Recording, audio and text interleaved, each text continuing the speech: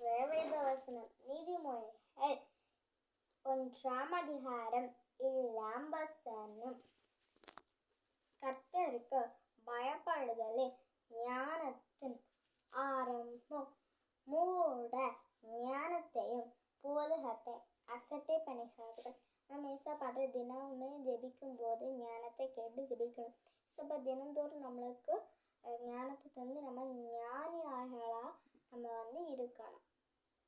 இந்த வசனத்தில் மூடர் ஞானத்தையும் போதகத்தையும் அசட்டை பண்ணுகிறார்கள். அப்படின்னா மூடர் தான் ஞானத்தையும் போதகத்தையுமே அசட்டை பண்ணுறாங்க. நம்ம ஏசப்பாவோட வசனத்தை தினம் தியானித்து அவருடைய ஞானத்தை தினமுமே அவர்கிட்ட கேட்கணும். நம்ம ஞானியாளிகளாக இருக்கணும்.